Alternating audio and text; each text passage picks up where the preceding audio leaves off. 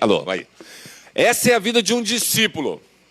Um discípulo tem uma vida assim, como o pastor acabou de mostrar acerca do Salmo. Ele está capturado pelas grandes verdades do Evangelho e ele agora quer viver como Cristo viveu. Obviamente, queridos, tem uma diferença. Qual é a diferença? É que nós pecamos e ele nunca pecou. Mas essa não pode ser uma desculpa para a nossa negligência. Eu quero mostrar para vocês, através da história de um jovem, não vou poder contar a história dele toda. Eric Liddell, eu já falei uma vez a respeito de Eric Liddell aqui para vocês. Então, se vocês quiserem ler a história, digita lá Heróis da Fé no YouTube, Eric Liddell, em desenho, por exemplo, está lá a história dele em desenho. Né? Muito bom até para as crianças. A história de Eric Liddell é que ele é um jovem, filho de missionários na China, ele é enviado para a Inglaterra, para a Escócia, para estudar. Quando ele chega na idade, ele se forma, ele é um corredor, participa de provas de Olimpíada e tudo, mas quando chega na idade certa, ele vai para o campo missionário.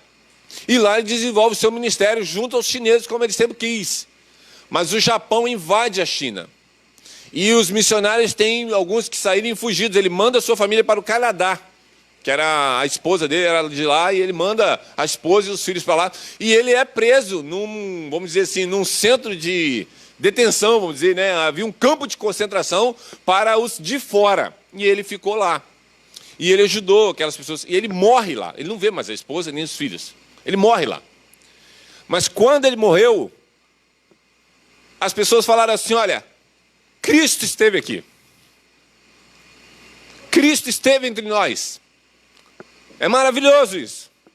A gente se emociona porque é isso que nós precisamos fazer.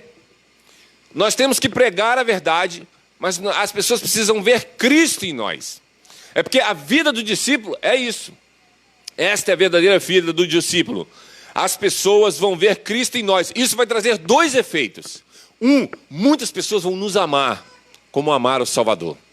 Mas muitas pessoas vão nos odiar, como o Salvador foi odiado. Abra sua Bíblia no livro de Mateus. Eu quero mostrar isso para vocês, nas Escrituras. Mateus capítulo 16.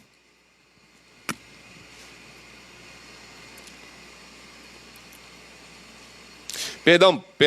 Peguei o texto errado aqui, é outro texto. Espera um pouquinho. Mateus capítulo 10. E o verso de número 24 e 25.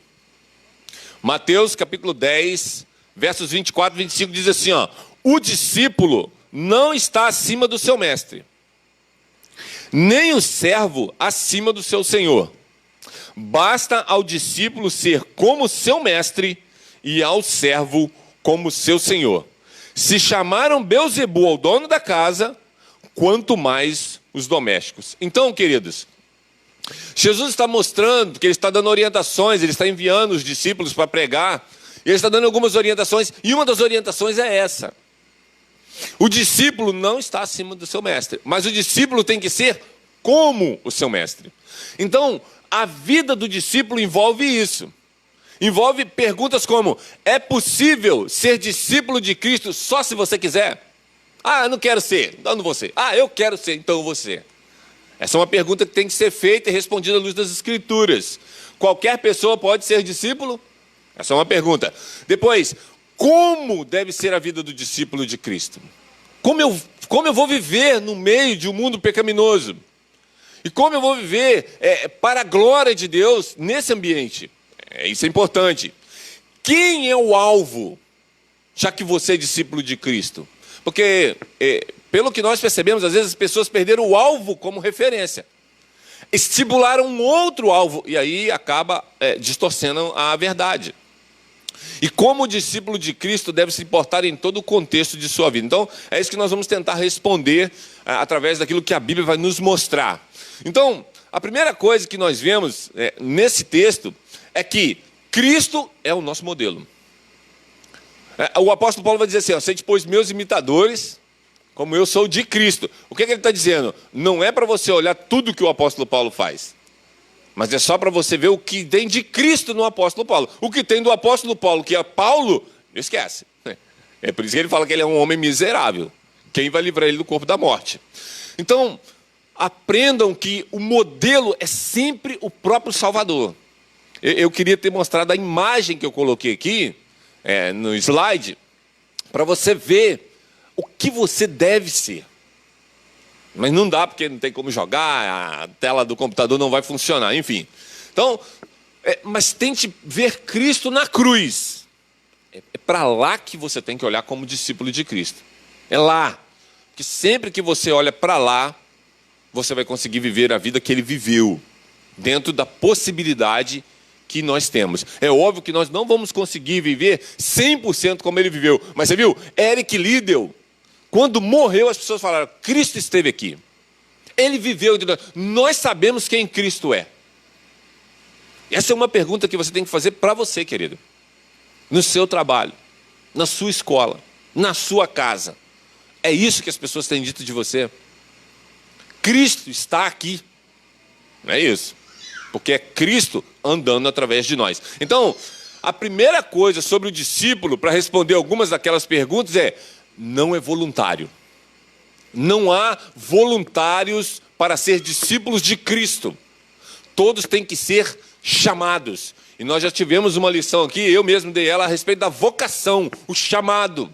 Nós falamos muito sobre isso. Então vamos para João, capítulo 15, verso 16. João capítulo 15 vai mostrar que não existem voluntários no reino de Deus. Obviamente nós poderíamos citar inúmeros textos e vários exemplos. Quem tem a revista vai ver isso lá na revista, né? O autor usou vários exemplos do Velho e do Novo Testamento para mostrar que Deus chama pessoas. O João capítulo 15, verso 16 diz assim, não foste vós que me escolhestes, a mim, pelo contrário, eu vos escolhi a vós outros, né, ele diz, né? E vos designei para que vades e deis fruto, e o vosso fruto permaneça, a fim de tudo que perdides em meu nome, eu vou-lo conceder. Esse texto é incrível, né? Mas o texto está mostrando que não foram os discípulos que escolheram Cristo. Foi Cristo que os chamou. E existem chamados como o de Mateus, por exemplo, que está na coletoria. Jesus fala, vem e segue-me. O cara larga tudo e vai. Isso é sobrenatural. Porque, veja, eu estou lá no restaurante, um movimento danado. Jesus passa e fala, Alexandre, vem e segue-me. Eu pego, largo o restaurante com todo o movimento lá e vou embora. A Ana Carla ia ficar doida. É a dona do restaurante. Meu Deus do céu, onde esse menino está indo? Ele está indo atrás de Jesus. Que Jesus é esse? Né? O cara fica doido.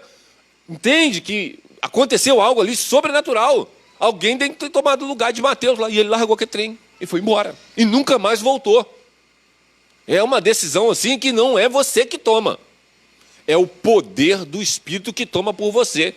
Essa manhã eu estava conversando com um rapaz, ele falando que Deus respeita a gente. Achei engraçado.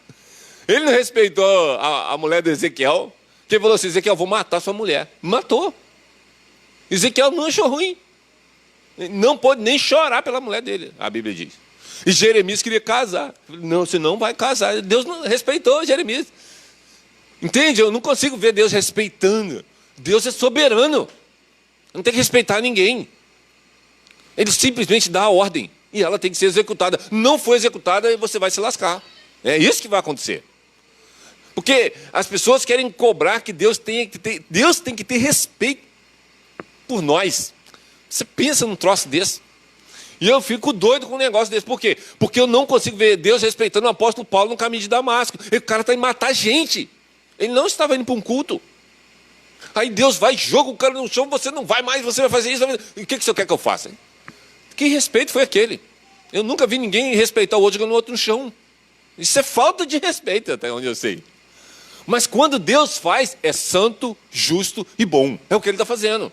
Porque Deus não consegue fazer algo que não seja santo, justo e bom. Agora, o seu padrão de respeito não tem nada a ver com o padrão de respeito de Deus. O padrão de respeito de Deus é o que Deus faz. Então, se você entender que tudo que Deus faz é santo, justo e bom, então Ele respeitou. Desse jeito. Não do seu jeito que você define respeito. Então, Deus é quem chama o sujeito. E quando Ele chama, como nós vimos no chamado, você não tem como resistir. O chamado eficaz, você vem. Igual o Pedro, larga as redes que agora eu vou fazer você pescador de ônibus. Pronto, foi pescar, mas não. Foi trabalhar. com Cristo, pescar homens agora. E não largou aquela profissão. Então, o chamado de Deus não é uma questão de você, eu quero. Não é você que quer. É Ele que tem que te querer. Essa é a primeira coisa. Depois, é Deus quem te dá as capacitações. Você vê, não tem nada em você que possa ser aproveitado. Pense nisso. Você não tem absolutamente nada que Deus possa usar. Nada. Ele tem que te dar tudo. Porque mesmo você pode falar assim, Alexandre, mas você tem uma voz boa. As pessoas falam, você tem uma voz de locutor. Eu já trabalhei com isso. Veja, mas quem me deu a voz? Foi Deus. Ele que deu a voz. Por que o cara é mudo?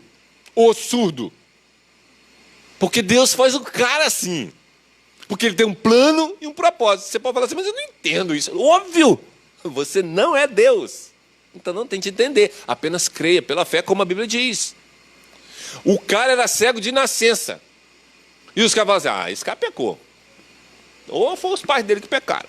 Tem pecado aí nesse meio aí, eu tenho certeza. Jesus falou assim, vocês têm julgado mal esse cara.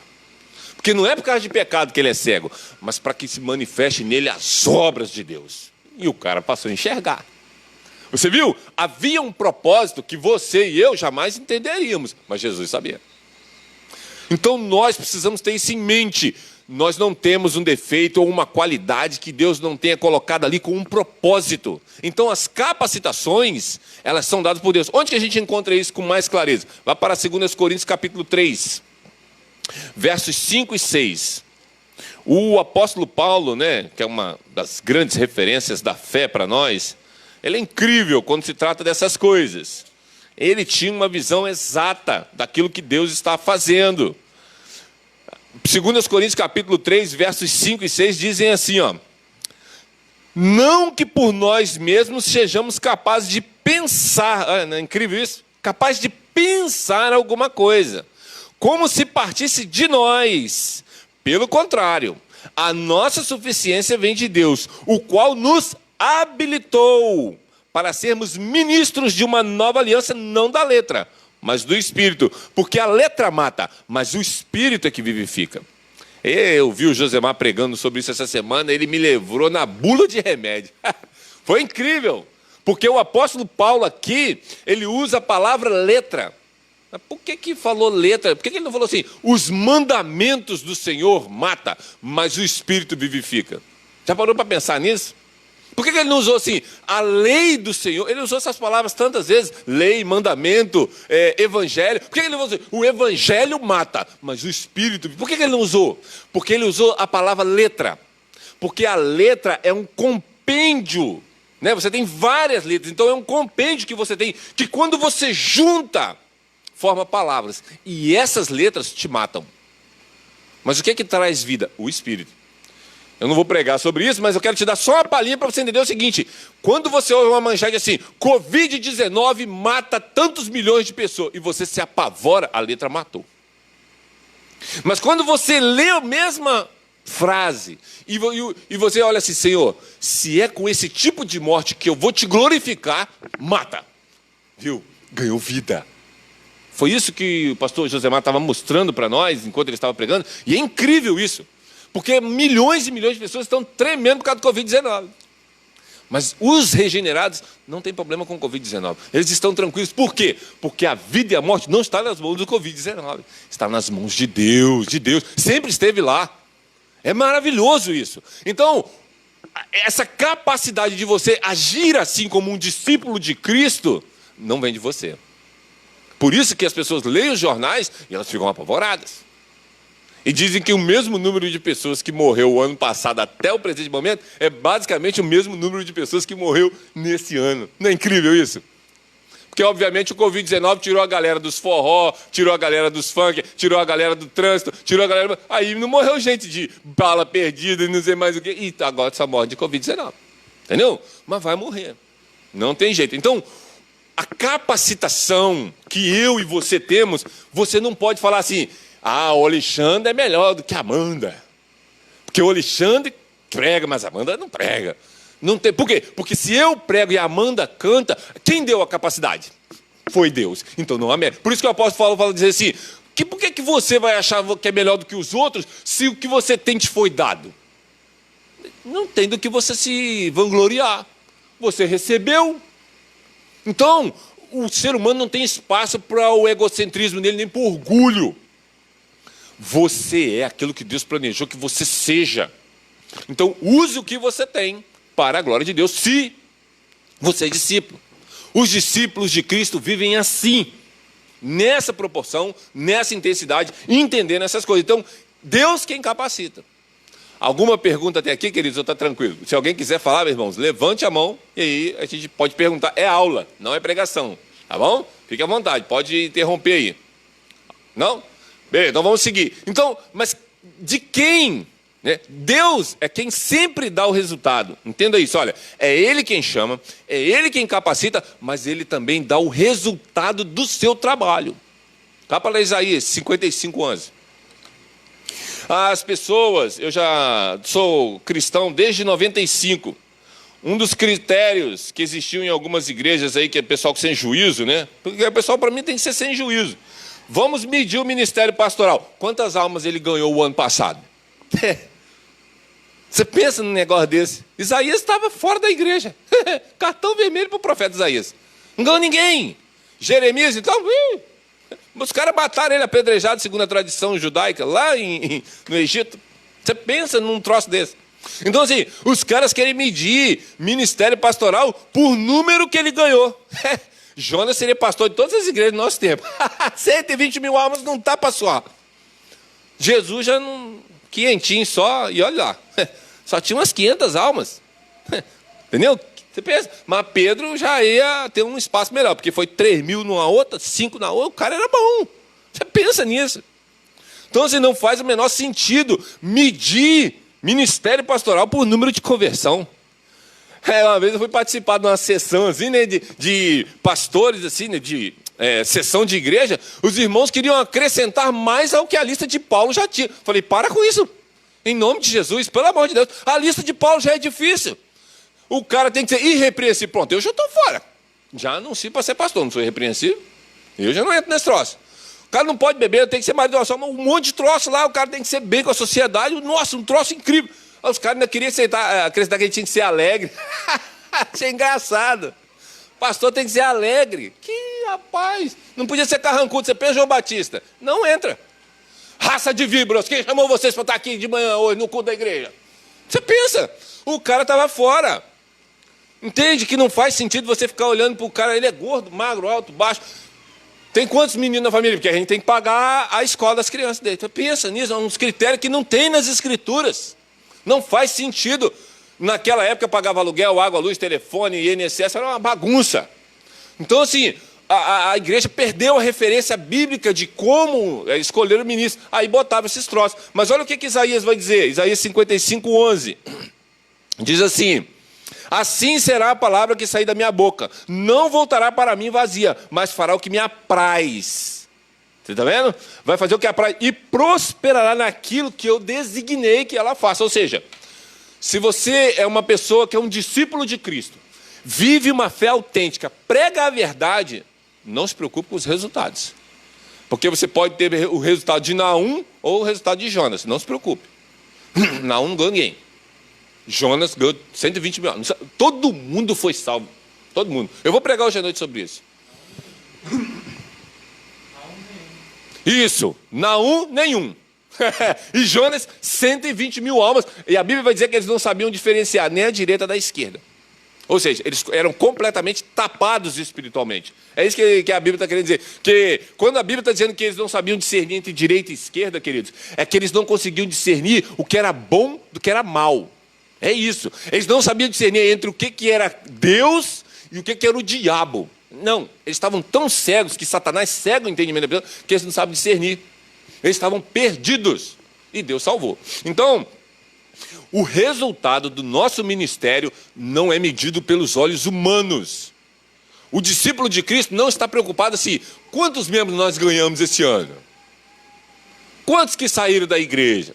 Não, você não está preocupado. Sabe por quê? Lá, vocês conhecem o texto. Em João 15, Jesus vai dizer assim, eu sou a videira verdadeira. O meu pai é o agricultor. toda vara ligada a mim que não dá fruto, o que ele faz? Ele arranca e lança fora. Então, quando você vê uma pessoa saindo de uma igreja onde a verdade é pregada, não se preocupe. É quem está trabalhando? Quem está trabalhando?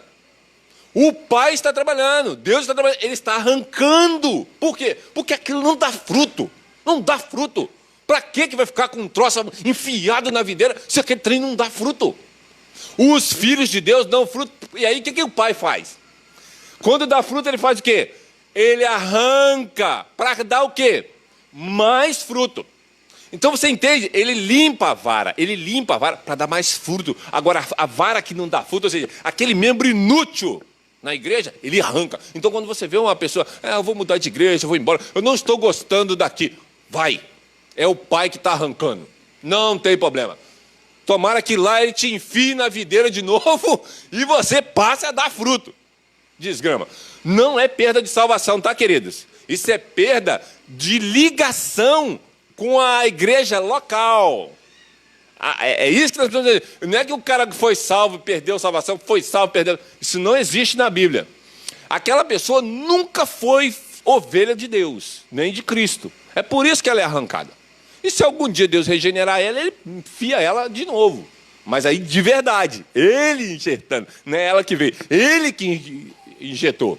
Então, o resultado do nosso trabalho não deve ser a nossa preocupação. Nós temos que ter preocupações com a verdade, só. E o resultado, a Bíblia está dizendo que Deus é que vai dar, porque a palavra de Deus nunca volta vazia. Quando o cara rejeita, está cumprindo o desígnio para o qual aquela palavra foi preparada. Você pode ficar tranquilo. Agora, quando o cara vem, está cumprindo o desígnio que o Pai queria, ele está vindo. Ninguém pode vir a Cristo se o Pai não traz. Então você pode ficar preocupado, descansado. Não precisa ficar preocupado. Então, Paulo entendeu isso bem. Olha só, vamos para 1 Coríntios 15, 10, que vai mostrar isso assim, com uma visão bem mais clara acerca do apóstolo Paulo. Ele é um homem que Deus usou, né? O homem que Deus mais usou para o Novo Testamento. 1 Coríntios 15, 10. Paulo fica tranquilo em relação ao que ele está fazendo e ao que os demais irmãos estão fazendo, porque ele sabe o que está acontecendo. Olha só, 1 Coríntios 15, 10 diz assim: mas pela graça de Deus eu sou o que sou. E a sua graça que me foi concedida não se tornou vã. Está vendo? Quando é dado a alguém que Deus realmente regenera, nunca é vã. Antes, trabalhei muito mais do que todos. Está vendo? Ele vai trabalhar. O verdadeiro regenerado sempre trabalha na obra do Senhor. Todavia, não eu. Ele tem esse reconhecimento. Mas a graça de Deus comigo. Queridos, se eu prego, se eu ensino, se eu canto, se eu visito, se eu oro, se eu estudo, não sou eu, mas é a graça de Deus em mim, é a graça, porque tire a graça e você não faz nada disso, e se fizer, faz da forma errada, porque a Bíblia vai dizer que não há ninguém que busque a Deus, ou seja, pense nisso, eu sou um não regenerado, mas eu leio a Bíblia, você vê, eu não sou regenerado, mas eu leio a Bíblia, eu oro, eu visito pessoas, sabe o que eu estou fazendo? Eu estou a serviço do diabo, é isso. Só que é porque eu tenho um interesse e eu criei um Deus, que não é o Deus da Bíblia. Porque o Deus da Bíblia, você não consegue pregar ele, porque você não o conhece. Lembra do doce? A Dani vai falar muito bem do doce que ela comeu. Já a Amanda terá dificuldades. Ela vai ter que criar uma ideia do doce. E a Bíblia nunca trabalha conosco nessa questão de criar uma ideia. Nós temos que saber quem Deus é.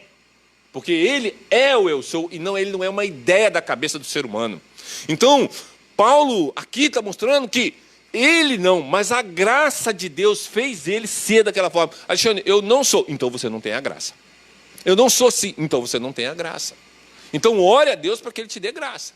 Porque sem a graça você não faz. Então, a primeira coisa na formação desse discípulo é que Deus chama, capacita, Ele dá o resultado e você vai ver isso claramente à luz das Escrituras, como o apóstolo Paulo mostrou. Não é você, mas é a graça de Deus em você. O segundo tópico da lição é a santidade do discípulo. Ou seja, como que é a nossa vida de santidade. E quem é o nosso padrão? É Cristo de novo. Queridos, o discípulo, ele é sempre alvo do padrão. Ou seja, o discípulo não tem outro alvo a não ser o padrão. O padrão é Cristo. O apóstolo Paulo é um homem espetacular, mas ele não é Cristo. Você tem que tentar ser como Paulo para tentar chegar o mais perto de Cristo, se você for possível. Eu acho algumas coisas na Bíblia assim, incríveis. Por exemplo, João Batista, Jesus vai falar assim: entre os nascidos de mulher, não há ninguém maior do que João. Então, pensa de Abel para cá. Dá uma varrida. Pois é, a Bíblia diz que entre os nascidos de mulher, de Abel para cá, não há ninguém maior do que João. Mas no reino de Deus, ele é o menor. A minha pergunta é, onde que a gente se encaixa nesse negócio? Pense sobre isso. Onde que você entra? Se João Batista é o menor, eu estou aonde? Abaixo do menor. Porque eu não sou igual João ainda. Pelo menos não creio nisso pela fé. Mas eu entendo que a ideia de menor ali não é essa medida de espiritualidade, vamos dizer assim. É o ministério dele. Eu entendo isso. Mas mesmo assim, se o ministério de João, que foi um ministério glorioso, que ele estava preparando, e o ministério dele é o menor porque é curto, o tempo que ele ministrou é muito pequeno. Rapidinho eles cortaram a cabeça dele. É normal isso, tá, irmãos? Fique tranquilo, que os verdadeiros servos de Deus morrem rápido, às vezes. Alguns demoram mais, mas a maioria é rápido. Você não vê Tiago, o filho do trovão lá. Só quer que nós mandemos descer fogo em Samaria? É com nós mesmo. A gente é do... É terrível, nós somos. Só quer? Você vê, rapidinho, espada no pescoço, tá, já foi para a glória. Amém. Enquanto o irmão dele ficou até ficar velho, né? 100 anos lá e o velhinho estava lá. Então, a santidade do discípulo tem que ser olhada com a santidade de quê? Do Cristo. Não há outro. Não há outro. É por isso que lá, na China, as pessoas viram Cristo em Eric Liddell. Então você não pode dizer assim, Alexandre, mas isso é impossível. Não, é possível. A Bíblia está dizendo que isso é possível. A história de Eric Liddell diz que isso é possível. Então isso é possível. Não digo que não é possível aquilo que alguém já fez. Agora, o resultado que isso vai produzir, meu querido, aí você se prepara. Porque a palavra santo significa separado. Então, essa separação acontece lá no momento da sua regeneração. Vá para Tito, capítulo 3, verso 5. É lá que essa separação acontece. Paulo escrevendo a Tito, ele vai mostrar isso. Tito capítulo 3 e o verso de número 5, que diz assim, ó: não por obras de justiças praticadas por nós, mas segundo a sua misericórdia, ele nos lavou, né? Isso, é porque eu me perdi aqui. Não por obras de justiça praticadas por nós, mas segundo a sua misericórdia, ele nos salvou mediante o lavar regenerador e renovador do Espírito Santo. É esse lavar que é a separação. Agora você está limpo. Você está separado. Você foi limpo e está separado. Você agora não está mais misturado com a sujeira. Você está puro, separado. Essa é a ideia. Alguém que se lavou. Agora que você está lavado, agora você pode viver uma vida de santificação. Você vê que antes da regeneração, a santificação é impossível. Porque você está imundo. Você está sujo por causa do seu pecado. Depois desse lavar regenerador, agora você tem como progredir numa vida de santificação. E a santificação, queridos, ela é um processo. Por que ela é um processo? Porque, por exemplo, você não é igual a Cristo ainda. Cristo está sendo formado em você. E esse processo de santificação é a mortificação da carne para o pecado, mas também gera ações para aqueles que estão à sua volta. Como, por exemplo, não concordar com o pecado. Você vê, não é só você não praticar, é não concordar. Não está errado. Eu sou a favor do casamento gay. Não, o cristão não pode, está errado. Nós somos contra. Não adianta querer botar isso na igreja que não vai funcionar. Mas tem a igreja fulana que é gay. O problema é deles, nós não. Nós vamos ficar com a verdade. E a verdade diz que isso é pecado e nós vamos condenar. Mas eu acho que não tem que pagar todos os impostos. Tem que pagar. Mas eu não acho justo. Problema seu. Ninguém está perguntando sobre sua justiça. Quem é você falar sobre justiça? Você é justo? Você se acha mais justo que o Lula? É isso? Ah, então você é o fariseu do que Jesus falou. Ah, pai, graças te dou porque eu não sou como Lula. É isso. Você não foi colocado aqui para dizer o que é justo e o que não é. A Bíblia diz o que é justo e o que não é. E justo é dar a César o que é de César, quer você concorde, quer não, querido. É isso, dá para César. Tem um irmão aqui, viu, querido, de presente que é César. Não dá para César o que é de César. E a Deus o que é de Deus. Não seja ladrão. Pague os seus impostos. Ah, mas está muito caro. Problema seu. Feche seu comércio. Pare de sonegar imposto. Mas a gente precisa ter isso em mente. Agora, por que nós não levamos isso às vezes em consideração na nossa declaração do imposto de renda no final do ano? Porque nós queremos reter. Nós achamos que nós temos direito de reter porque eles são injustos. E o que você se torna? Um injusto como eles. É isso. É tudo farinha do mesmo saco. Mas os cristãos não são. Nós somos discípulos de Cristo. E é isso que incomoda a sociedade. As pessoas que estão à nossa volta, elas vão se incomodar, porque elas acham assim, você é um santarrão. Ah, você é melhor do que os outros. Eu falei, ó, eu não sou melhor do que ninguém, mas eu quero fazer o certo. E a Bíblia diz que é assim que deve ser feito, então eu vou tentar fazer. Então, queridos, nós não dizemos como que as coisas são. A Bíblia diz como que as coisas são. E é para ela que nós devemos ir lá. Porque, normalmente, quando nós estamos querendo levar vantagem, é porque nós queremos botar no nosso bolso. O nome disso é ganância. E é pecado. Então, o gerar lavador do Espírito vai gerar santidade em você. Essa semana, eu não sou muito de participar de grupos de WhatsApp, mas me enfiaram num grupo lá. Eu estava tentando ajudar uma mulher que ela falou assim, ai, Alexandre, mas tem horas que eu peco e faço assim. Eu sei que está errado, mas Deus vai me perdoar. Eu falei assim, eu não sei não. É capaz de ele não te perdoar. Quando você faz desse jeito aí, você tem que abrir seu olho. Porque isso não é coisa de um regenerado. Isso é coisa de um ímpio. Ímpios pensam assim. Um regenerado não pensa. Um regenerado pensa assim, eu perco, mas não peco. É assim que um regenerado pensa. Ah, mas eu não estou pensando assim. Então você não é regenerado. Não é difícil de entender. Se o regenerado pensa assim, você não está pensando assim, então porque você não é regenerado. O raciocínio não é difícil. Mas o que as pessoas não gostam? Do prejuízo. Elas vão perder. Eu lembro que pessoas casaram em julgo desigual, tentando fazer o seguinte, isso era uma tática. Sabe como é que o ser humano é terrível, né? É porque assim, eu quero ganhar o ímpio. Você vai se juntar com o diabo, rapaz. É isso que você vai fazer. Quando uma pessoa quer usar a tática humana para fazer as suas vontades, ou seja, eu vou namorar um ímpio, que aí eu trago o ímpio para a luz. Como se ela tivesse esse poder. Eu já mostrei que não é ela que faz, é o poder do Espírito Santo. E Deus, em alguns casos, querido, teve misericórdia mesmo. Amém, por isso, né? E trouxe o sujeito. Mas na maioria dos casos, aquele casamento foi um inferno. Por quê? Por causa da desobediência acerca da santidade. E esse texto está falando de julgo desigual. Ele fala de julgo desigual não é só casamento, é em qualquer tipo de união, até de negócios. Se eu fosse abrir hoje uma sociedade com alguém, eu tinha que chamar o Douglas, eu tinha que chamar o Patrick, ou então o Daniel, ou qualquer um outro que fosse cristão. Nunca com ímpio. Por quê? Porque o ímpio vai falar assim, ó, aqui nós temos que sonegar esse imposto aqui, velho. Aqui, olha só, 250 mil reais, você está doido? Não vou pagar isso não. Aqui não, isso aqui a gente bota 125 no bolso de cada um. Não pode, rapaz, isso é pecado. Que pecado, rapaz? Quer saber de pecado? Não tem nada a ver com o seu Deus, não. Eu tenho a ver com a minha empresa. A minha empresa precisa desse dinheiro aqui, filho. Precisa de dinheiro.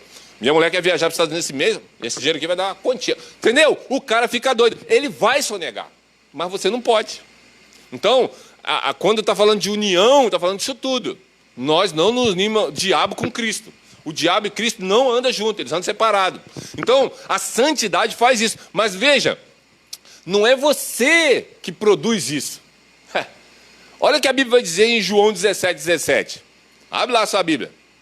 As pessoas pensam que a santificação é algo produzido pelo ser humano. Eles estão errados.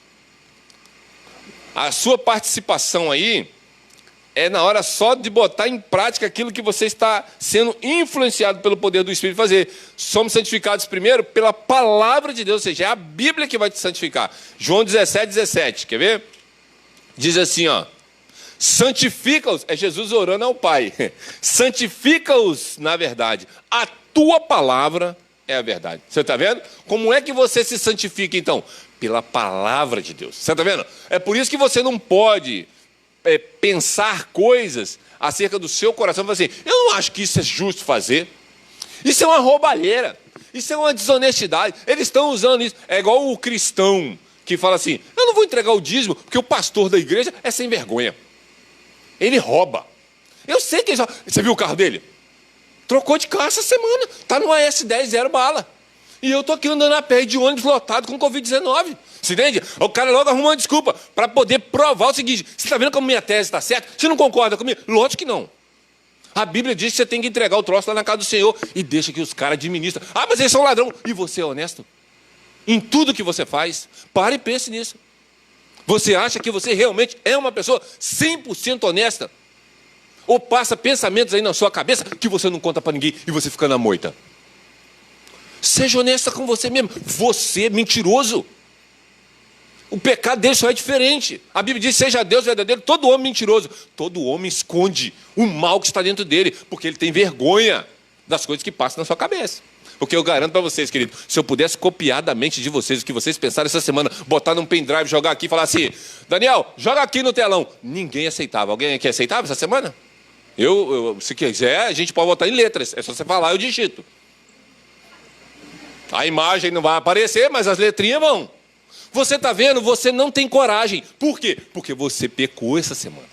E você não sentiu orgulho do seu pecado se você é regenerado. E você preferiu a morte. Então, a pessoa, quando ela quer dar uma desculpa para o pecado, ela não vai usar a palavra de Deus, ela vai usar outra coisa, porque a palavra de Deus vai dizer o seguinte, santifica-os na verdade. A tua palavra é a verdade. Então, quando você vai para a Bíblia, você tem que fazer o que a Bíblia está mandando. Aí você está se santificando. Quando você tenta arrumar uma desculpa esfarrapada para o seu pecado, aí é porque você tem que fugir das Escrituras, porque as Escrituras vão nos santificar. Ela vai corrigir o nosso erro. E isso machuca. Machuca, você sabe por quê? Porque você quer coisas, você tem desejos, vontades que vêm da sua velha natureza, que você tem que combater. Agora, com que ferramenta? A palavra de Deus. É a palavra de Deus que você vai usar.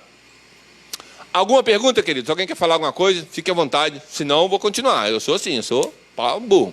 Não corta e eu vou igual filme de longa-metragem, né? Eu vou embora. Se alguém quiser, levanta a mão aí. Então, Jesus se santificava. Você acredita nisso? Não é um troço de doido? Eu acho isso uma loucura. Ele não é santo? Para que ele vai se santificar, meu Deus do céu? Agora ele vai dizer por quê. João 17, 19, está aí nesse mesmo texto aí. Olha o que ele vai dizer. O 18 diz assim, ó, assim como tu me enviastes ao mundo, também eu os enviei ao mundo. E a favor deles, eu me santifico. Não é maravilhoso isso? A favor de nós, ele se santifica. Você vê, ele não precisava, mas ele fez.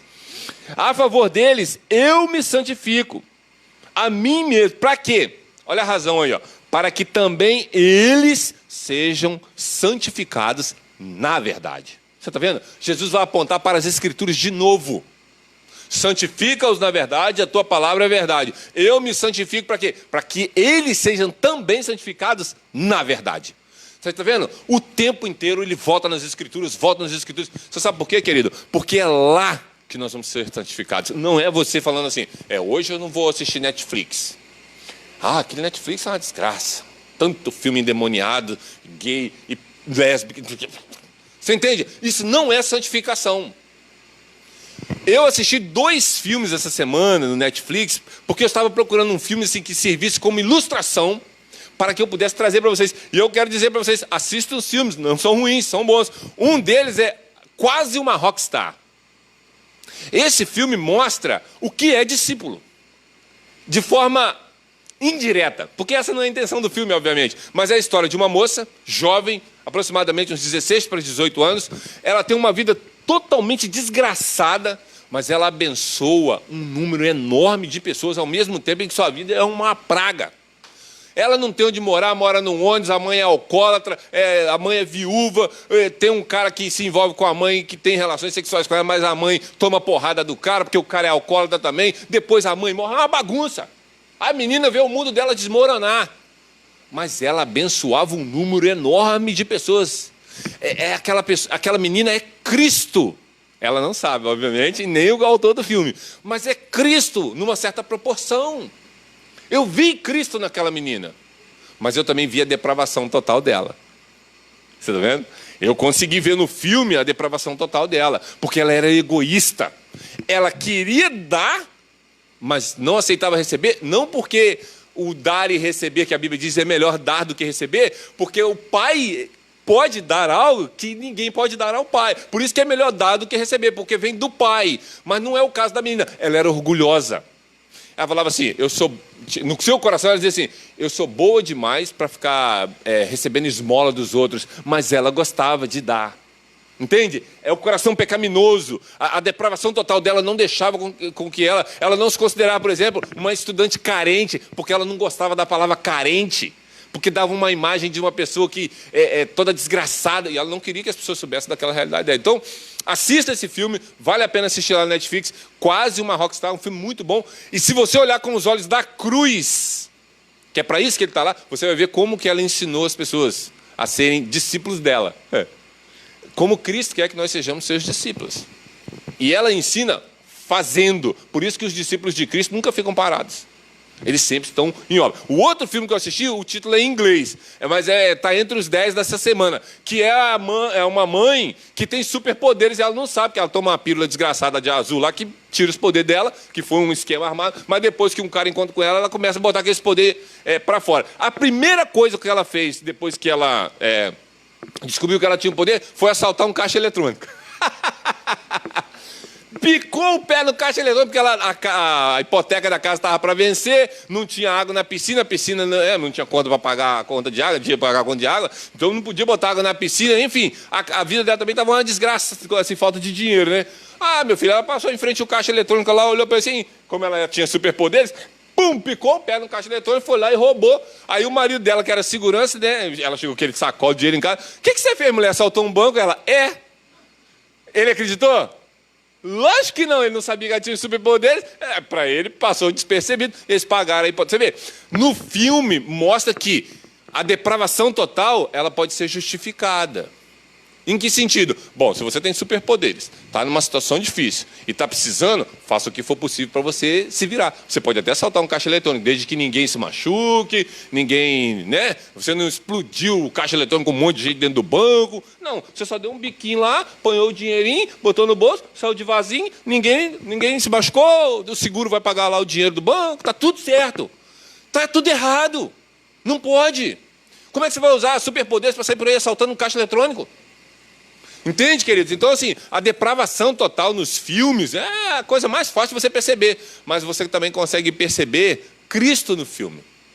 Em como que ela tenta, depois que ela cai em si das coisas que estavam acontecendo, em como que ela tenta fazer a coisa certa. Que é o que Cristo quer que nós façamos, a coisa certa, à luz do que o Pai nos ensina através do Evangelho. Então, todos esses 2 filmes que eu assisti no Netflix hoje mostram essas coisas. Essa semana eu assisti, então vale a pena assistir. Se você gosta de assistir filmes assim, para mostrar para as pessoas exemplos, né, de coisas que o homem faz, mas que apontam para as Escrituras. Então, Jesus se santificava, queridos. Então, para que sejamos santificados pela sua palavra, gaste tempo, como o pastor Daniel pregou hoje de manhã, gaste tempo com a palavra. Ela é que vai santificar você, não é você que vai se santificar. E isso tudo no poder do Espírito Santo. E por último, o último tópico que o pastor deu lá da lição é a obediência do discípulo. Obviamente, a gente não tem como comparar a nossa obediência senão com a obediência de Cristo. Você está vendo? O discípulo, ele está ligado ao mestre o tempo inteiro, em tudo que ele faz. A primeira coisa que nós aprendemos é que essa obediência do discípulo deve ser através das Escrituras. João 15:7. Você já está em João mesmo aí, né? Não vai ser difícil. João 15 e o verso 7.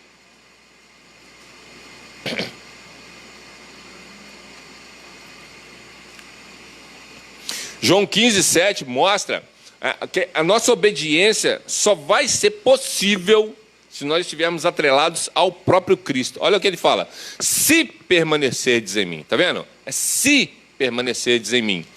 E as minhas palavras. Você vê? São 2 condições. Você não tem como permanecer em Cristo sem que as palavras de Cristo estejam em você. Ah, não, mas eu permaneço em Cristo, mas não sei nada de Bíblia. Eu nem sei ler direito, esse negócio é difícil demais. Tem gente que estuda a Bíblia e fica doido. Tem gente que não estuda e fica doido também.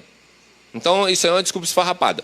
Vá gastar tempo com as Escrituras. Então, se permanecerdes em mim, e as palavras, né, as minhas palavras permanecerem em vós, pedirei o que quiseres e vos será feito. Isso aqui é incrível.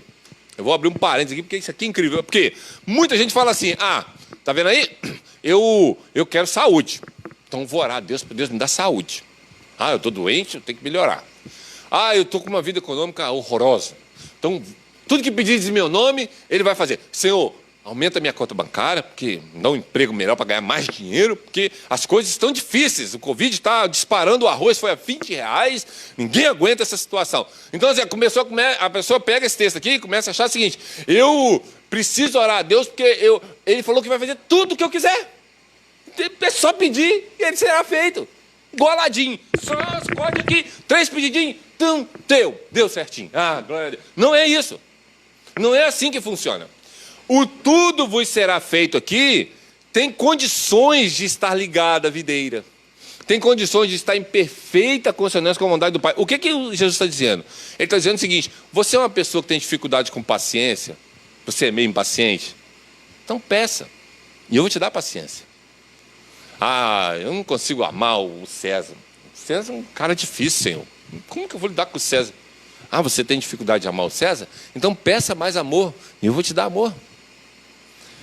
Senhor, eu não consigo ser bom com a Amanda. Amanda, ela me dá dificuldade, Senhor. Ela pisa no meu pé, fica pegando ali na hora da igreja, do culto. Você não consegue ser bom com a Amanda? Então peça bondade, e eu vou conceder bondade a você.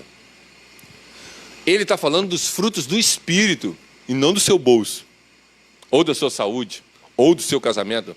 Toda árvore ligada a ele vai dar fruto, não vai dar dinheiro, saúde, filho, casamento bom, marido que não te perturba, mulher que não perturba o marido. Não é disso que ele está falando. Ele está falando dos frutos do Espírito: amor, bondade, benignidade, mansidão, temperança, domínio próprio. Tudo isso que vocês pedirem em meu nome, eu vou conceder para vocês.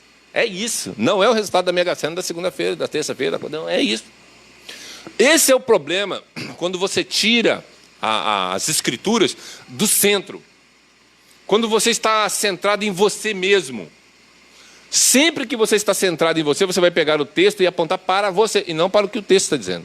Então, tudo que nós pedimos, amor, bondade, benignidade, mansidão, temperança, domínio próprio, eles vos concederá. Qualquer coisa fora disso, não é disso que eu estou falando, não me cobre nada depois. Senhor, porque minha mulher assim, meu marido assado, meu filho assim. Olha, não falei que eu ia fazer esse troço. Por que você está me enchendo a minha paciência com esse troço? Não, isso não tem nada a ver com isso. Isso aí é problema seu. Você se vira lá. Eu estou te dando amor, bondade, benignidade, mansidão. Se essas ferramentas não são suficientes para você lidar com sua mulher, tu vai para o inferno então. Que é lá que é o seu lugar. Eu estou te dando as ferramentas e você ainda está achando ruim. Entende? Não faz sentido. É por isso que as pessoas abandonam a fé, porque elas estão querendo coisas que Deus não prometeu. Ele prometeu os frutos do Espírito: amor, bondade, benignidade, mansidão. Eu não consigo ser manso com meu marido, então, ora que ele vai te dar mansidão. Eu tenho que ter paciência. Beleza, a paciência é boa, sabe por quê? Porque Deus manda tribulação. Isso é maravilhoso. É algo maravilhoso. Eu estou precisando de paciência. Nossa, esse menino...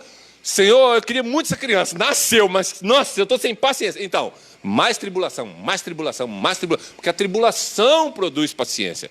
Então, cuidado com o que você está pedindo.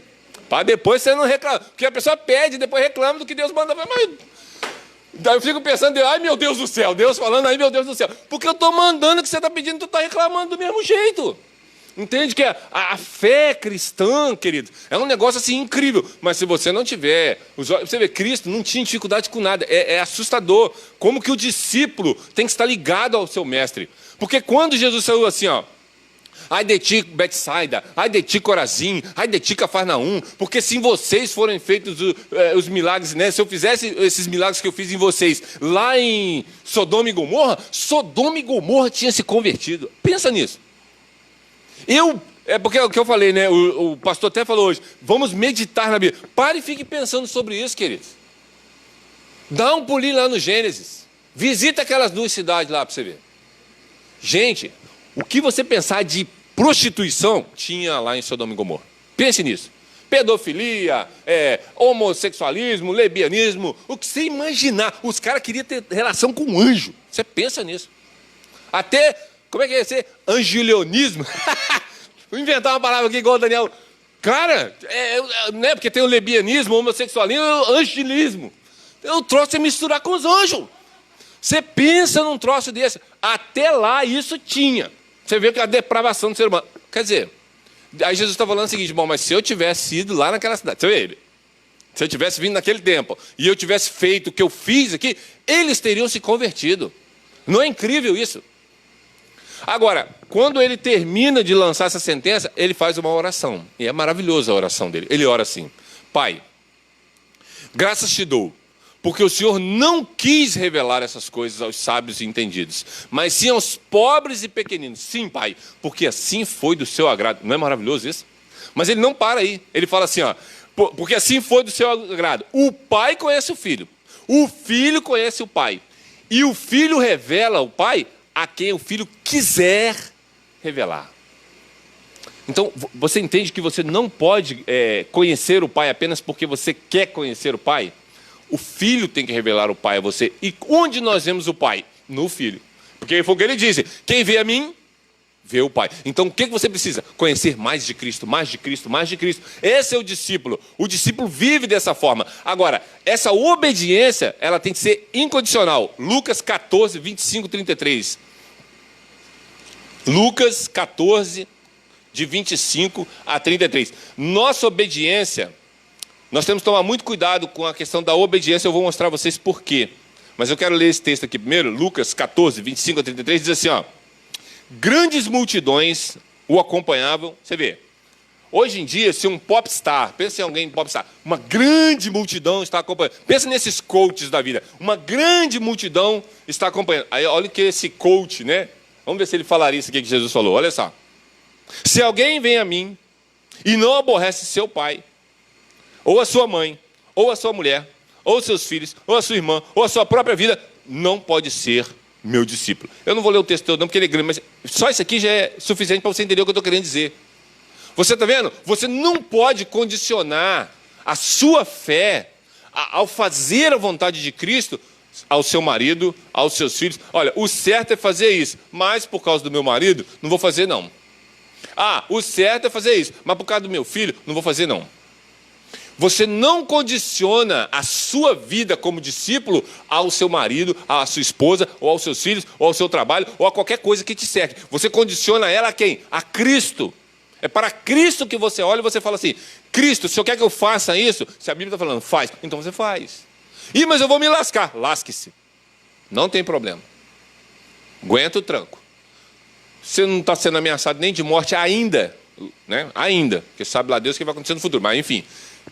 Então não tem problema. Aquilo que você pode perder é porque você pode perder. Deus sabe que você pode perder. Aquilo não será o essencial para você. Então, em Lucas nós vemos que a vida de discípulo, ela não pode ser condicionada a nada. A obediência não pode ser condicionada. Ela é incondicional. Você obedece e pronto.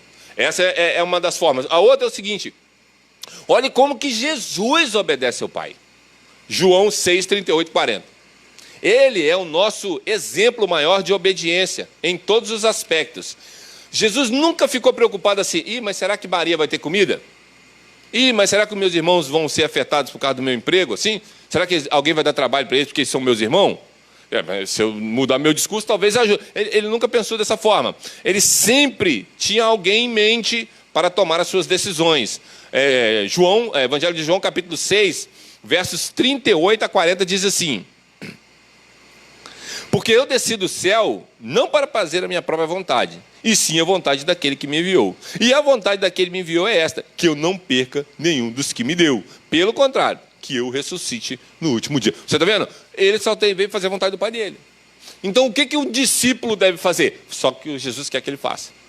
Nem mais, nem menos. Nós ficamos centrados nisso. João 5,30, ele vai falar a mesma coisa nesse sentido, né? De que a obediência dele é incondicional. Eu nada posso fazer de mim mesmo, na forma porque ouço julgo. O meu juízo é justo, porque não procura a minha própria vontade, e sim a vontade daquele que me enviou. Você está vendo? Você, ao tomar decisões, não importa qual seja. Ah, eu vou sair para comprar roupa. A pergunta que você tem que fazer é: você vai comprar roupa para a glória de Deus? Então você pode perguntar assim: mas Alexandre, como é que eu compro roupa para a glória de Deus? Não gastando mais do que o que você ganha. Comprando realmente porque é essencial e que seja algo decente que glorifique a Deus. Não é difícil fazer essas perguntas. Mas o problema nosso é que o guarda-roupa está cheio e a gente fala assim, está faltando uma peça aqui. Entende isso? Não está faltando, está sobrando. Mas você quer, porque você tem 1001 motivações. Então, cuidado com as suas escolhas. Porque elas precisam ter perguntas antes, como essas. Vai honrar a Deus? Não vai estourar o meu limite de crédito? Eu não vou me enrolar? Eu não vou ter que tirar do dízimo para pagar essa dívida? Tem gente que faz isso. Eu vou tirar daqui. Porque assim, a pessoa fala assim, eu vou preparar meu orçamento aqui. Primeiro, dízimo, pá. Não deu. Esse mês eu comprei aquele sapato. Senhor, eu sei que o Senhor perdoa. Dízimo, sai fora. Você está atrapalhando. É assim, queridos. Ele é o primeiro, o abençoado é o primeiro a ser cortado da lista. Porque o nosso coração está capturado pelas outras coisas que a gente quer. Aquele iPhone, Xiaomi, como é que é? Xiaomi, número 10. O cara fica encantado. Nossa, caiu para R$1.200, estava R$1.800. Agora não posso perder essa promoção. De onde que ele vai tirar? Do Senhor, porque o Senhor não reclama. Você já viu algum dia Deus vir aqui de noite e falar assim, olha só, tem um monte de ladrão aí. Quer que eu cite Malaquias 3:10 para vocês? Você nunca viu. Então, assim, é o primeiro lugar que a gente vai, é lá. Ele é o primeiro afetado. Então, por causa da captura do nosso coração, por causa dos desejos do coração. Então, Jesus não tinha esse problema. Por quê? Judas roubava na caixinha e ele nunca falou assim, tira a caixinha dele. Nunca. Não teve problema. Porque Jesus não estava preocupado com o dinheiro. Ele estava preocupado com o quê? Eu só vim aqui por causa de uma razão. Uma. Qual era? A vontade do meu Pai. Esse é um discípulo. Um discípulo não tem outras motivações senão qual? A vontade de Cristo, a vontade de Cristo, a vontade de Cristo. É isso. De manhã, de tarde, de noite. Por isso o salmista vai falar, de manhã, Senhor, de manhã me dê as tuas benignidades. Sacia-me com as tuas benignidades. É de manhã, justamente porque ele sabe que se você tentar deixar para a hora do almoço, você já vai estar fazendo besteira até lá. Então, o discípulo, ele está totalmente capturado. Paulo vai falar isso em Filipenses, que ele dizendo o seguinte, e ele sendo Deus, não teve por usurpação ser igual a Deus, mas ele foi obediente até a morte e morte de cruz. Está vendo? O obediente, ele vai até o limite, até o extremo. A pergunta é, nós somos assim, queridos? Estamos dispostos a ser obedientes a esse extremo? Ou os parâmetros do mundo é que vão estabelecer para nós como que nós temos que viver? Os ímpios é que fazem isso. Eu não vou fazer isso porque fulano não presta. E você não fazendo igual a ele, você vai prestar? Ou você não está vendo que fazer como ele só vai fazer com que você seja igual a ele? Nós somos diferentes. Nós não estamos apegados a nada esse mundo. Então, Paulo mostra que nós devemos morrer para nós mesmos, para obedecer a Cristo, lá em 2 Coríntios 5, 14 e 15. 2 Coríntios 15, versos 14 e 15. Esse texto é lindo. Quem sabe um dia nós poderemos até meditar aqui. Deixa eu ver. 2 Coríntios 5, né? Porque nem tem 15 lá em 2 Coríntios, tá? É 5. 2 Coríntios capítulo 5, versos 14 e 15, né? Aí vai dar certo. Ele fala assim, ó, pois o amor de Cristo nos constrange, julgando nós isto. Um morreu por todos, logo todos morreram. E ele morreu por todos, para que os que vivem não vivam mais para si mesmos, mas para aquele que por eles morreu e ressuscitou. Então, para quem que nós vivemos? Para aquele que morreu e ressuscitou por nós. Nós não vivemos mais para nós mesmos. Então, na hora de você comprar o seu sapato, o seu vestido, a sua calça, o seu carro novo, pense nisso. Você não está vivendo mais para você mesmo, mas por aquele que morreu e ressuscitou. A pergunta é, este carro é para a glória dele? Esta saia, esse vestido, essa calça comprida, essa camisa de marca, é para a glória dele? O que eu estou fazendo é para honrar o meu Salvador? Eu tenho condições de fazer isso? Não vou precisar tirar dos dízimos e das ofertas? Sabe, você tem que se perguntar. O discípulo faz isso. Ele pesa. Jesus falou que antes de você construir uma casa, você tem que primeiro fazer o orçamento. Porque senão você começa a construir e ela fica pela metade. Ou seja, todos aqueles cristãos que começaram na fé e abandonaram, estão desgraçados. É isso que ele está dizendo. Porque todo mundo agora ri deles. Eles se tornaram motivo de chacota. Olha lá, começou, achava que era um crente santarrão. Olha lá agora. Era pastor. Agora está aí na mesa do boteco. Entende? Vira chacota. É isso que Jesus está falando. Você tem que pesar se realmente você está em Cristo. Porque se você não está em Cristo, é um suicídio espiritual estar na igreja. É a maior furada. Você está cavando sua própria cova. Então, o último alerta que eu quero dar é sobre a obediência pecaminosa. Você pode fazer certo com o desejo de coração errado. Onde que nós vemos isso? Nas Escrituras. É por isso que a Bíblia vai dizer que a santificação é pelas Escrituras. Olha só.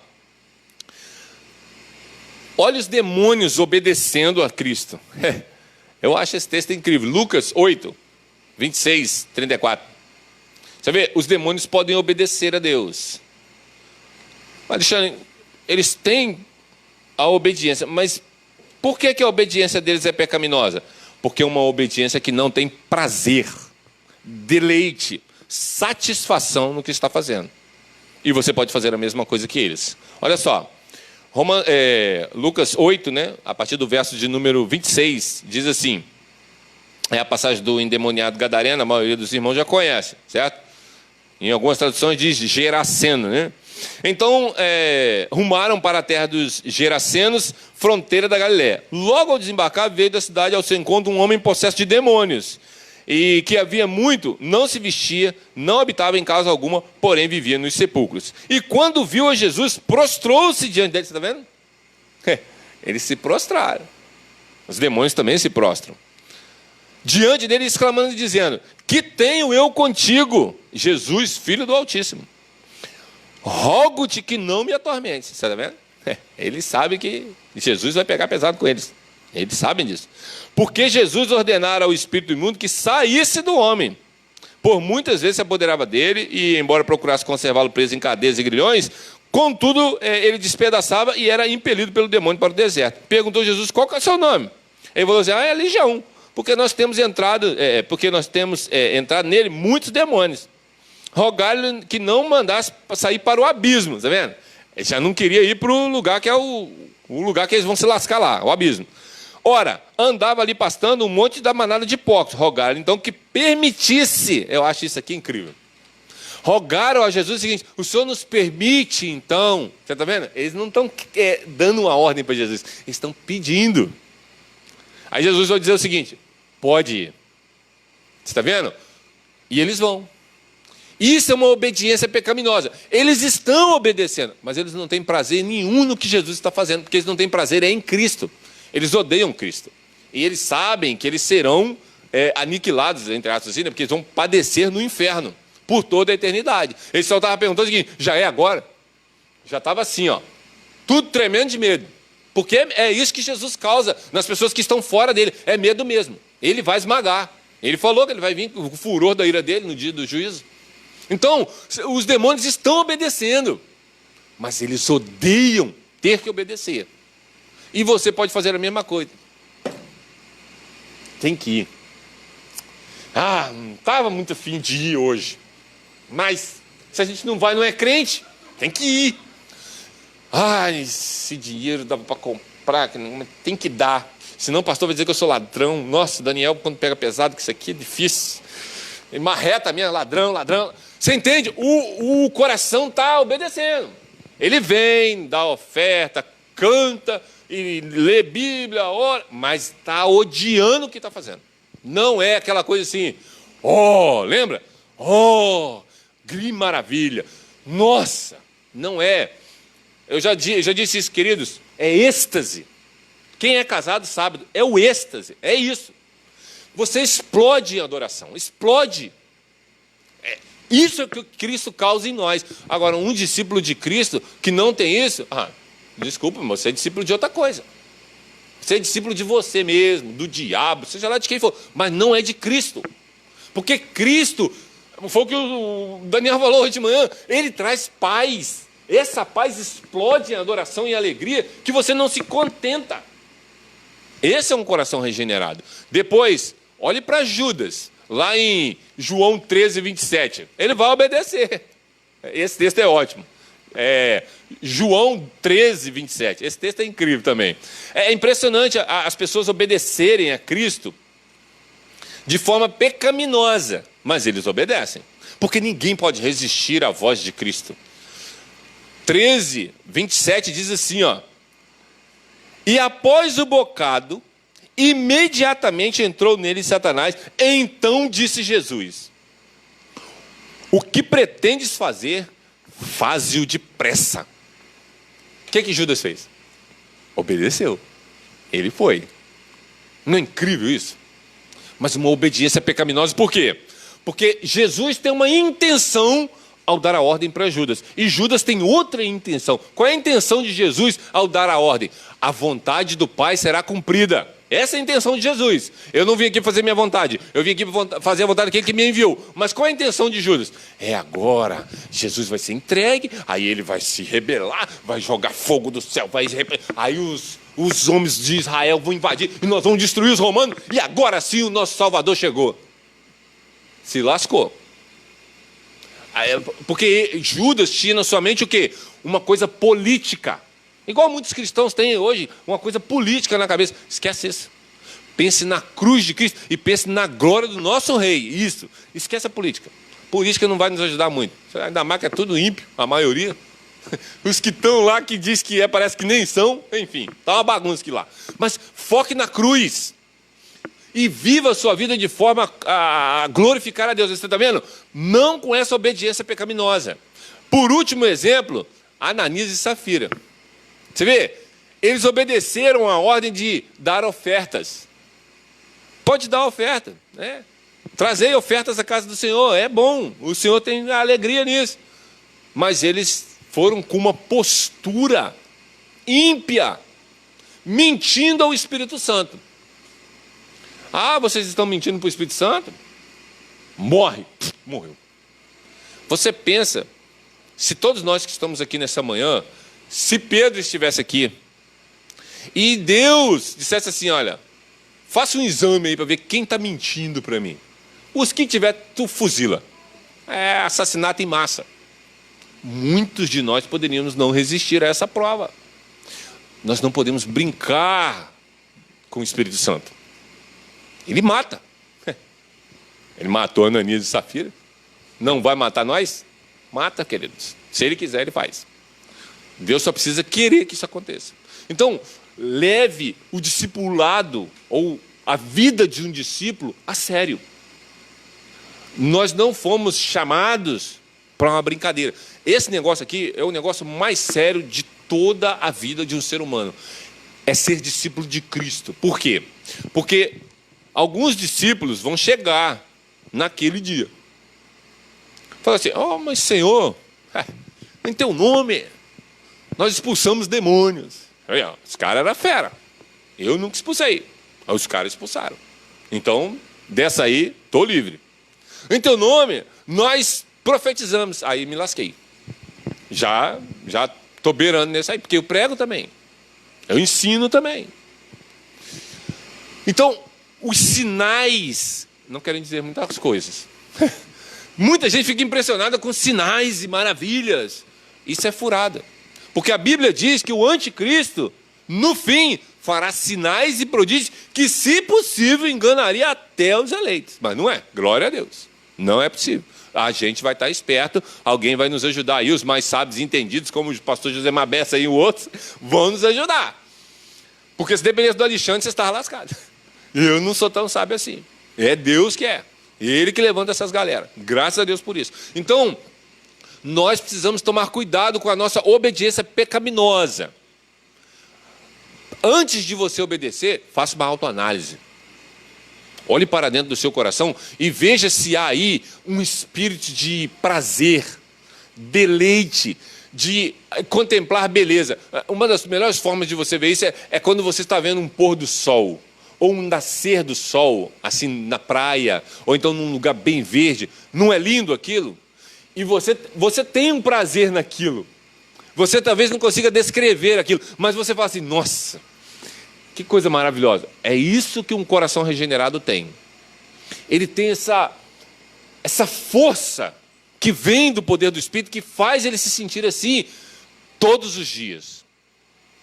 Mesmo nas nuvens negras que pairam sobre a nossa cabeça, como morte, doença, aquela alegria ainda está lá, aquele prazer e deleite está lá, como o pastor Daniel pregou acerca do Salmo. Nós temos a paz, não por causa aquele momento que está acontecendo na nossa vida, mas porque nós estamos de olho na cruz que nos traz a salvação. Esse é um discípulo, querido. Olhe para a vida do apóstolo Paulo, olhe para a vida dos apóstolos, olhe para a vida dos grandes heróis da fé, como Jonathan Edwards, John Owen, J.C. Riley. Dê uma olhada na vida de Jim Elliot. Queridos, a esposa de Jim Elliot escreve cada coisa assim, impressionante acerca de como o marido dela, a morte do marido dela, fez ela ser uma cristã melhor. Você vê, o cara foi lá pregar para os índios mataram o cara. Mataram o cara. A mulher do cara foi lá pregar para os índios que mataram o marido dela. E ela falou assim, olha, quando Deus tira, Ele está nos abençoando, fazendo-nos mais semelhantes. A dor é grande, mas nós nos regozijamos e nos consolamos em Deus. E Ele é suficiente. Não é maravilhoso? Você poderia dizer isso se Deus tirasse sua esposa, ou seu marido, ou seus filhos hoje? Mas um discípulo verdadeiro está preparado. Então, essa é a vida do discípulo. Ele tem uma vida de chamada, ele tem uma vida de santificação e ele tem uma vida de obediência incondicional. E não uma obediência pecaminosa. Então, essas são as perguntas que você deve cravar na sua mente e no seu coração. Eu sou um discípulo de Cristo, com base no que foi dito hoje? Essa é uma pergunta. Fui realmente chamado? Minha santidade é fruto da obra do Espírito Santo e não do legalismo? Por quê? Um jovem me perguntou assim, Alexandre, eu hoje, graças a Deus, olha, eu estou livre da bebedeira e livre da pornografia. Graças a Deus eu consegui fazer isso.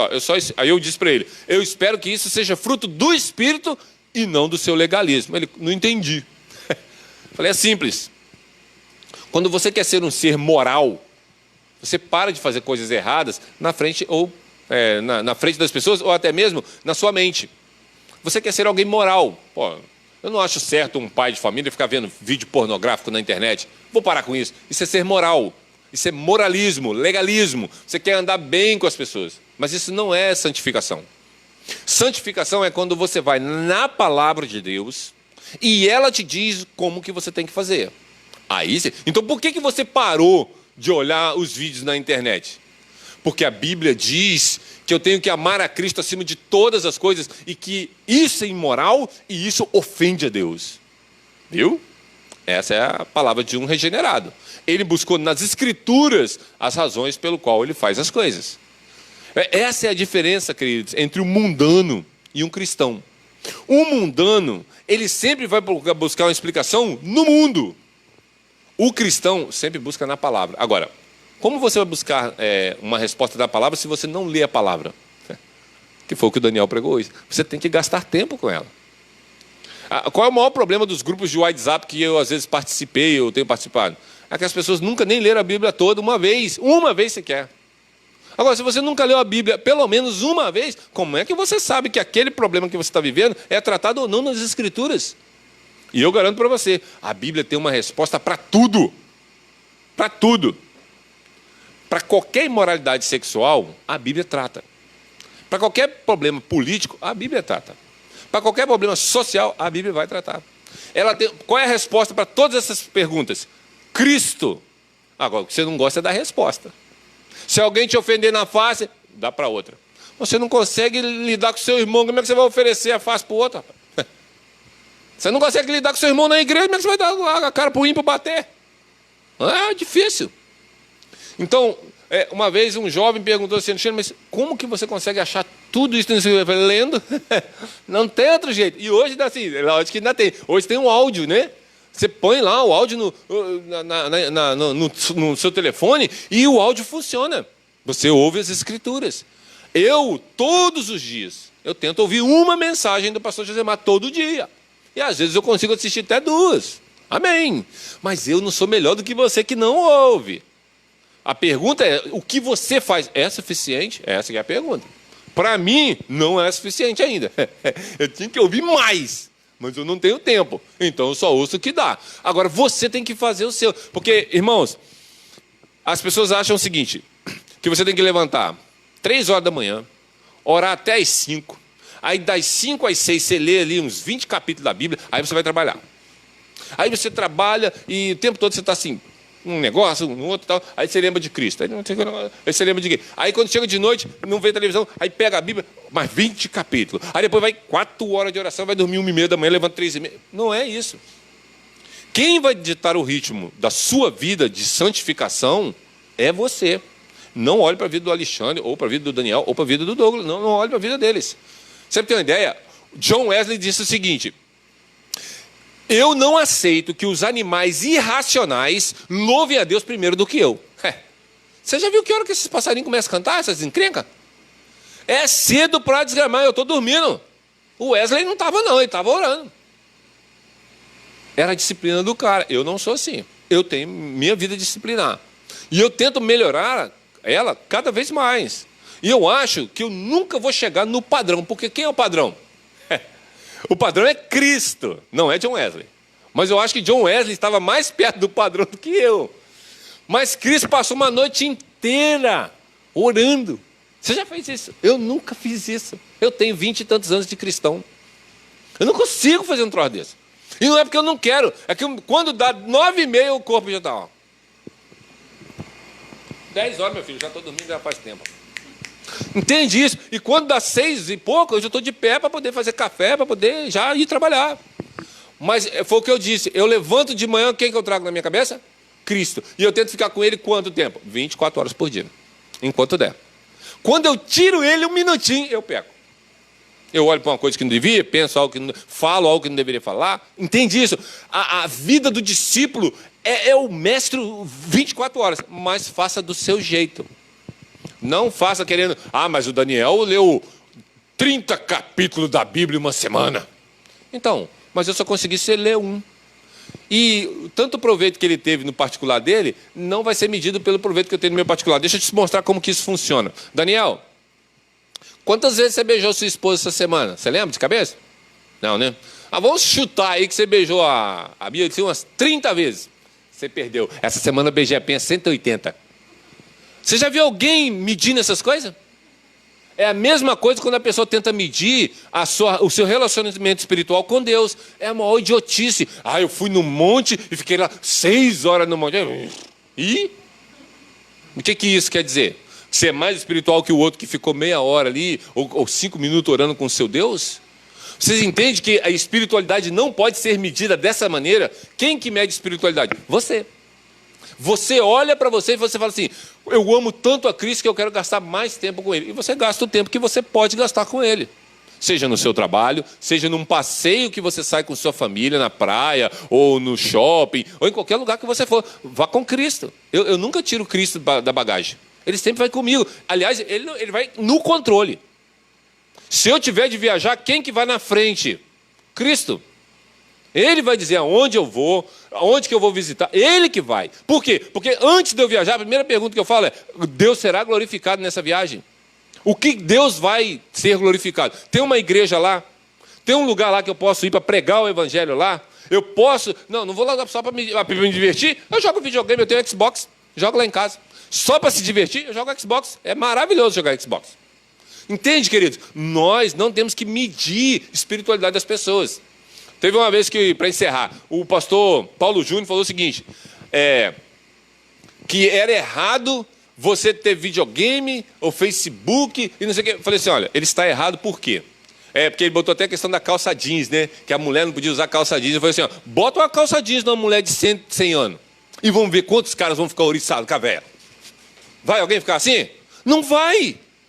Agora bota lá a menina de 18 que tem um corpo em cima, você vai ver se não vai... Aí, então o problema é a calça? Não, o problema é o coração pecaminoso. Então o que o coração regenerado faz? Ele luta contra o pecado. Se você acha que você vai se sentir atraído, não olhe, desvie o olho, passe de lado. Por exemplo, eu não vou na praia. Por quê? Porque eu acho que lá é um ambiente que, para mim, é um ambiente pecaminoso. Eu não consigo ir lá e não pecar. Então o que eu faço? Eu não vou. É assim que você... Mas por causa de quem? Não é por causa de a irmã, ou fulano B. Não, é por causa de Cristo. É Cristo que me faz tomar essas decisões. Mas isso é eu que tomo. Agora, eu não posso dizer que todo mundo aqui, tá todo mundo aqui que vai na praia está pecando, tá? Ih, vocês estão tudo pecando. Não, eles têm que me fazer essa medição. Cada um, querido, olha para dentro do seu coração e faça a medição de vida espiritual dentro das suas proporções. Para que ninguém julgue o outro. Mas quem que vai julgar nós? Cristo. Sempre é Ele o alvo, querido. Então, que nessa manhã nós possamos aprender isso. O discípulo de Cristo só tem um alvo: Cristo. Você vê, o discípulo, ele não tem como alvo a pessoa que ele vai evangelizar. Ele tem como alvo a glória de Cristo. Porque se ele for lá e aquela pessoa não for salva, Cristo foi glorificado. E se ela for salva, ele foi glorificado. Por quê? Porque você fez o certo, você pregou a verdade. Esse deve ser um coração regenerado, querido. Que Deus possa nos ensinar a ser verdadeiros discípulos com esses parâmetros.